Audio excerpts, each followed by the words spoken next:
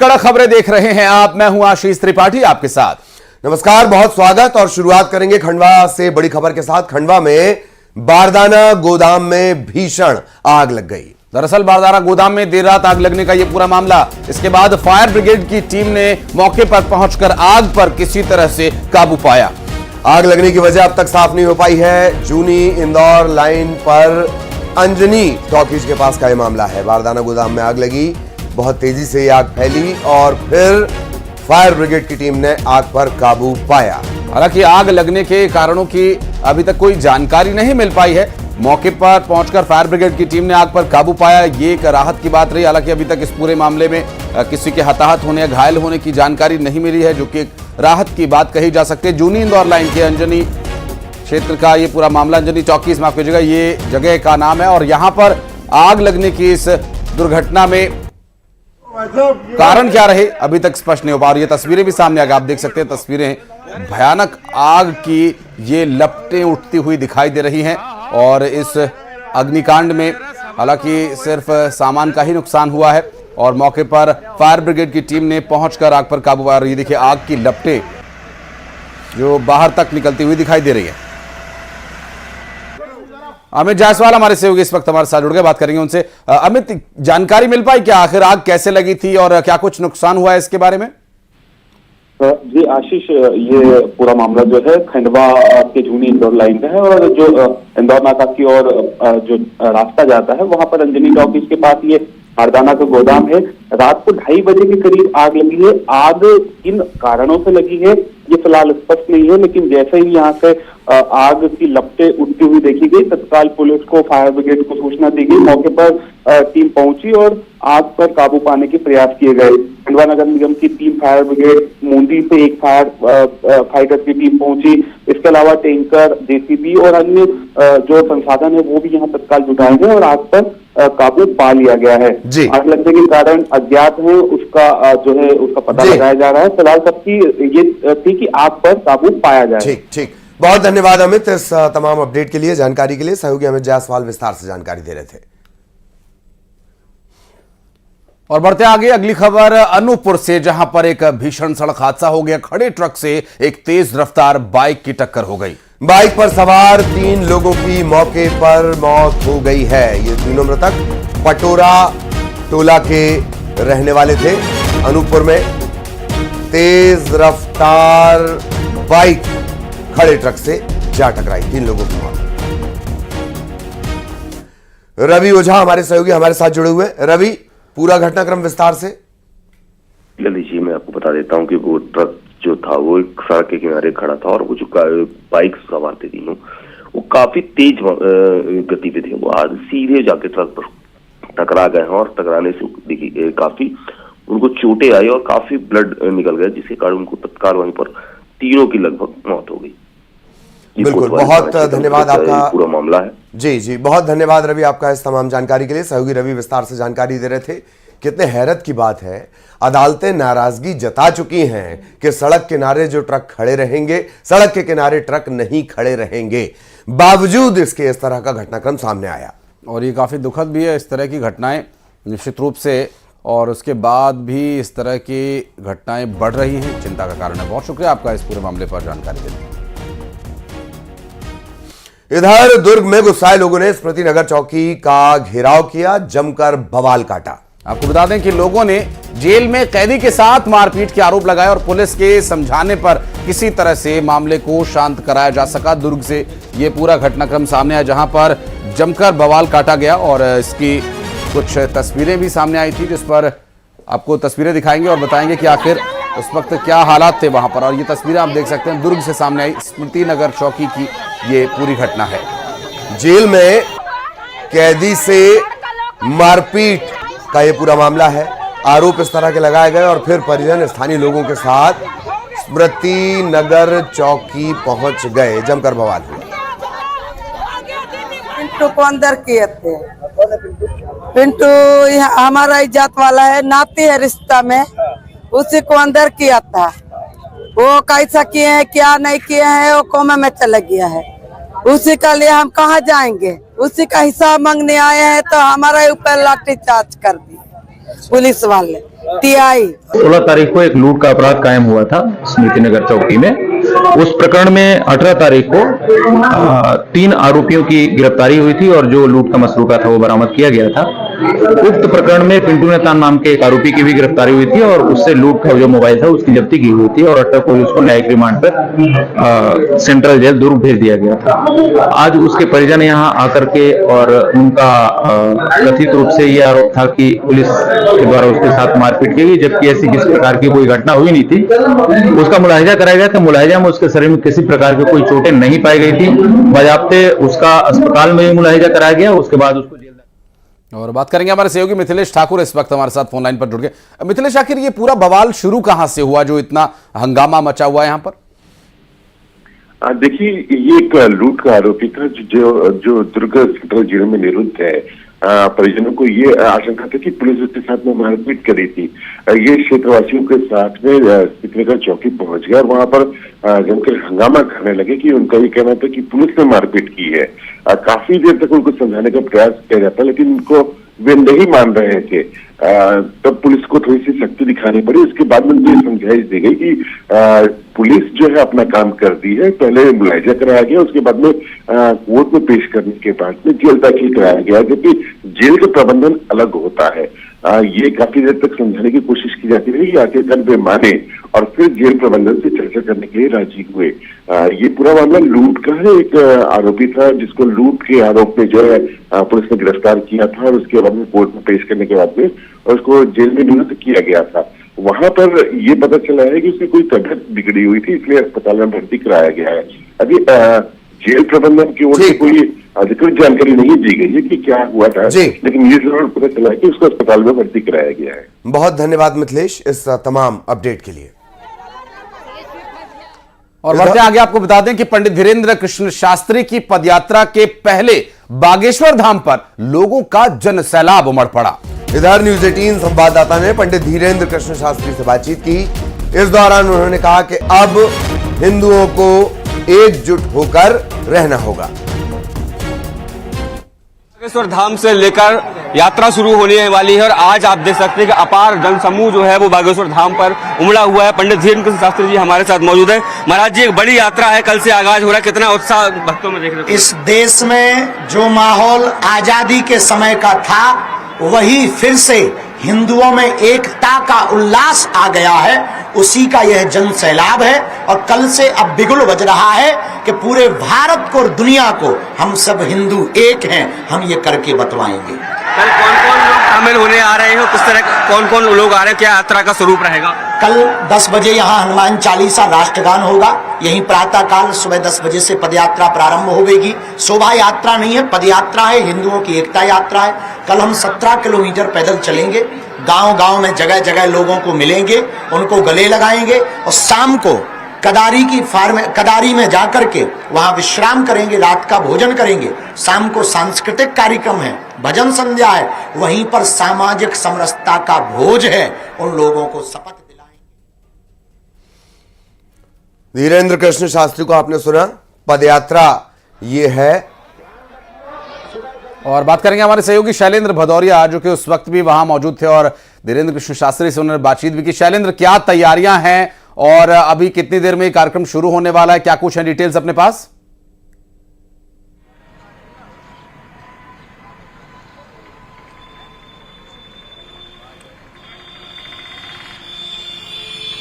देखिए, मैं आपको बता दूं आशीष, यात्रा सुबह 10 बजे से बागेश्वर धाम से शुरू होगी और लगभग 18 किलोमीटर की आज की यात्रा होगी। कुल यात्रा ये आज से शुरू होकर 29 तारीख तक चलने वाली है। लगभग 160 किलोमीटर की यात्रा होने वाली है, जिसमें भारत वर्ष के तमाम जो बड़े साधु संत हैं वो इसमें शामिल होने वाले हैं। इसके साथ ही जो बागेश्वर धाम में आस्था रखते हैं ऐसे लाखों भक्त जो है वो इस यात्रा में शामिल होने वाले। कल ही जब हम बागेश्वर धाम पर पहुंचे थे तो बड़ी संख्या में भक्त जो है वो वहां पर पहुंचे हुए थे और सबके सब यात्रा में शामिल होने के लिए यहां पर पहुंचे हुए। जिस तरीके से बागेश्वर धाम के पीठाधीश्वर पंडित धीरेन्द्र कृष्ण शास्त्री का कहना है कि अब भारत में वो समय आ गया कि हिंदुओं को एकजुट होना होगा। जो जात पात की बात होती है वो जात पात खत्म करनी होगी, बल्कि सामाजिक समरसता के साथ रहना होगा। और यही इस यात्रा का उद्देश्य है कि सामाजिक समरसता किस तरीके से हिंदुओं में बनाई जाए। अगर मैं बात करूं तैयारियों की, तमाम आप देख सकते हैं बैनर पोस्टर से पूरे शहर और जिस जिस इलाके से गुजरना है वहां पर बड़ी संख्या में बैनर पोस्टर भी लगाए गए हैं और साफ साफ लिखा गया है इसमें कि जाति पाति से ऊपर हमें उठना होगा। क्योंकि देखिए जिस तरीके से तमाम घटनाओं का जिक्र भी किया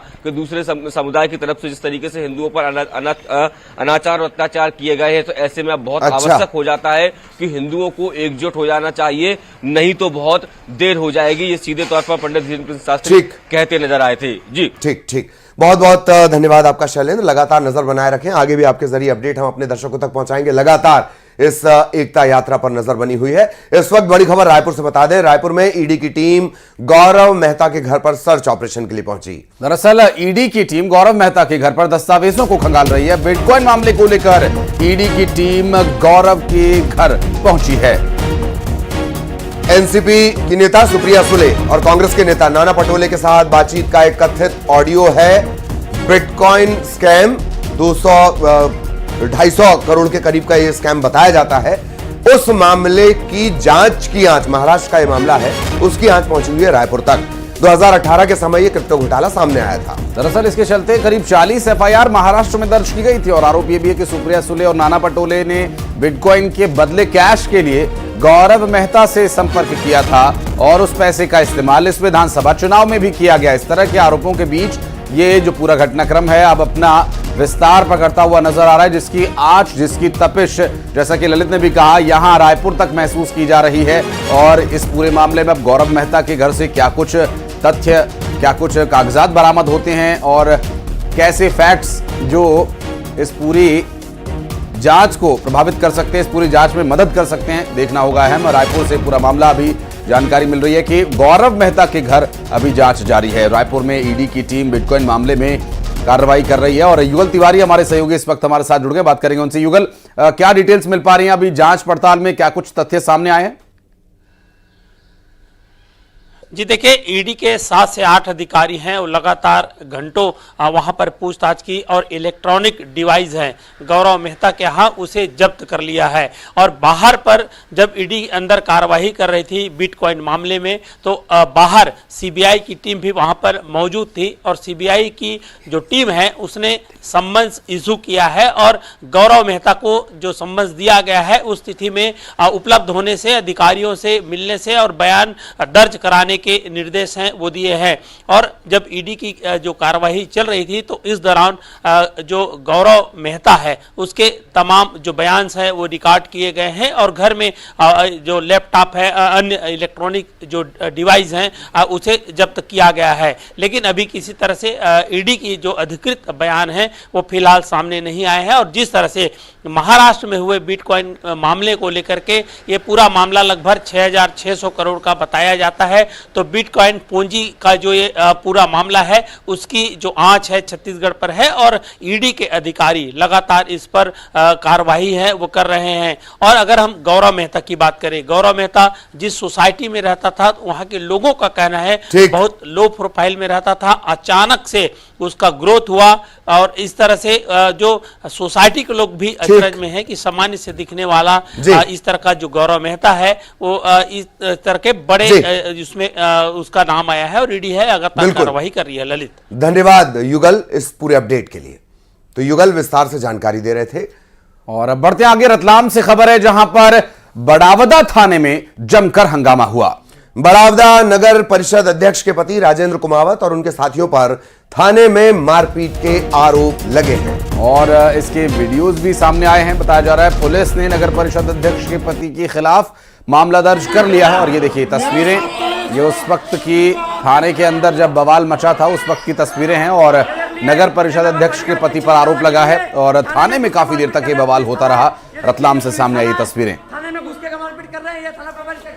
राजेंद्र कुमावत पर मारपीट के आरोप, ताजा अपडेट उसमें यह है कि अब केस दर्ज हो गया है राजेंद्र कुमावत के खिलाफ। नगर परिषद अध्यक्ष, ये नगर परिषद अध्यक्ष हैं जो थाने में बवाल काट रही हैं। अगला घटनाक्रम भी रतलाम से ही, जहां 2 लड़कियों को चाकू मारने से सनसनी फैल गई। बता दें कि बदमाशों ने 2 लड़कियों को चाकू मारा और चाकू से हमला कर उनका मोबाइल फोन लूट लिया। एक लड़की के पेट में चाकू लगा जबकि दूसरे का हाथ जख्मी हुआ है। ये दोनों लड़कियां अस्पताल में भर्ती हैं, उपचार इनका जारी है। जीआरपी थाना इलाके की ये पूरी घटना, जहां चाकूबाजी का ये मामला सामने आया और 2 युवतियों के साथ चाकूबाजी की वारदात को अंजाम दिया गया और उनसे लूटपाट की गई। रतलाम से ये पूरा घटनाक्रम सामने आया, जिन्हें घायल हालत में अस्पताल में भर्ती कराया गया है और ये एक चिंताजनक विषय, जहां पर न सिर्फ महिलाओं की सुरक्षा का ये विषय है बल्कि लूटपाट जैसी वारदातों के बढ़ने से लॉ एंड ऑर्डर की व्यवस्था बिगड़ती नजर आ रही है।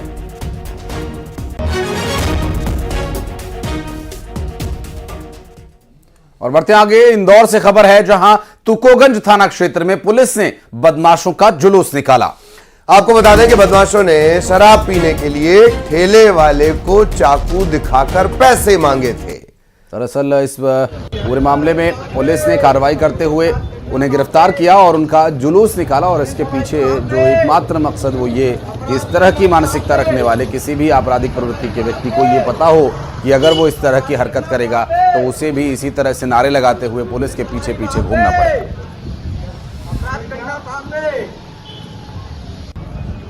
ये आप सुन भी रहे हैं, माफी भी मांगी जा रही है। जिनका कभी रसूख हुआ करता था, रुआब हुआ करता था, दहशत हुआ करती थी, डर हुआ करता था, वो लंगड़ा के चल रहे हैं। घर वालों ने इंसान बनाया था, बेटा क्या बन गया देख लो।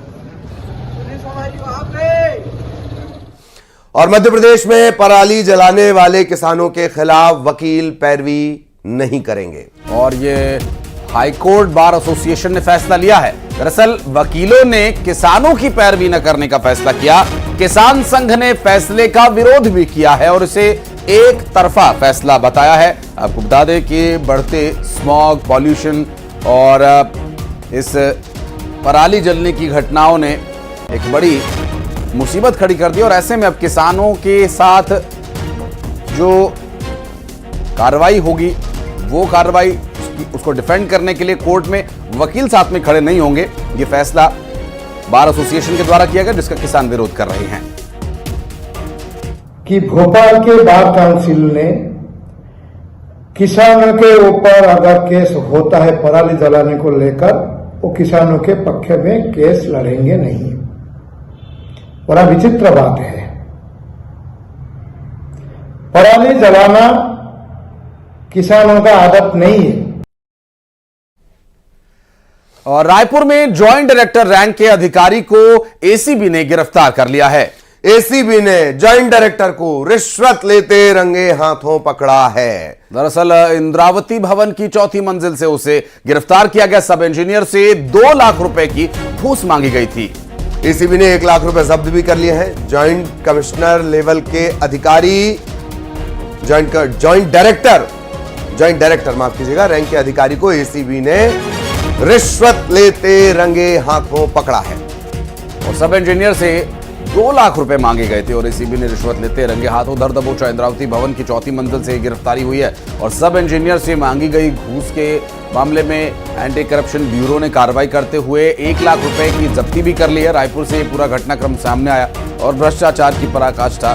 जूनियर अधिकारी से सीनियर अधिकारी रिश्वत ले रहा है, घूस मांग रहा है, वो भी 2-4-10 हजार नहीं बल्कि 2 लाख रुपए की घूस ये मांगी गई थी। अब इस पूरे मामले में कार्रवाई की जा रही है।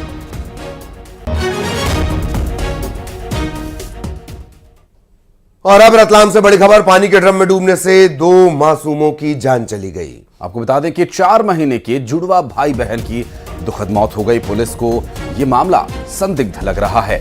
कई पेच ऐसे हैं जो पुलिस संदेह कर रही है, शक कर रही है, डाउट हो रहा है। माणक चौक थाना इलाके का ये पूरा मामला, पानी के ड्रम में डूबने से 4 महीने के जुड़वा भाई बहन की मौत। और पुलिस की इन्वेस्टिगेशन में क्या कुछ तथ्य सामने आते हैं, ये देखने का विषय होगा। रतलाम से पूरा घटनाक्रम सामने आया, जहां पर एक 4 महीने के मासूम भाई बहन जो जुड़वा थे, उनकी ड्रम के पानी में डूबने से मौत हो गई। आखिर वो बच्चे ड्रम के पानी में कैसे डूबे, 4 महीने के बच्चे ड्रम तक कैसे पहुंचे, और इसी तरह के कुछ तथ्य जो कि पुलिस के इन्वेस्टिगेशन में एक बड़ा संदेह का कारण बन रहे हैं। और बढ़ते आगे, भोपाल के अशोका लेक व्यू में मुख्यमंत्री डॉक्टर मोहन यादव ने अपनी कैबिनेट सहयोगियों बीजेपी प्रदेश अध्यक्ष वी डी शर्मा के साथ और फिल्म के स्टार विक्रांत मैसी के साथ फिल्म द साबरमती रिपोर्ट देखी। फिल्म देखने के बाद सीएम डॉक्टर मोहन यादव ने फिल्म की तारीफ करते हुए कहा कि साबरमती रिपोर्ट के जरिए सच को दिखाने की कोशिश की गई है। इसके लिए फिल्म के स्टार कास्ट को बधाई देता हूं। साबरमती रिपोर्ट देखते हुए मुख्यमंत्री और उनकी पूरी कैबिनेट, साथ में विक्रांत मैसी। और भोपाल में इसकी स्क्रीनिंग रखी गई थी और इसी के साथ मुख्यमंत्री डॉक्टर मोहन यादव ने जब इस फिल्म को सभी कैबिनेट के सहयोगियों और अपने साथियों को दिखाने की घोषणा की थी, उस वक्त मध्य प्रदेश में इस फिल्म को टैक्स फ्री कर देने का भी ऐलान किया गया था।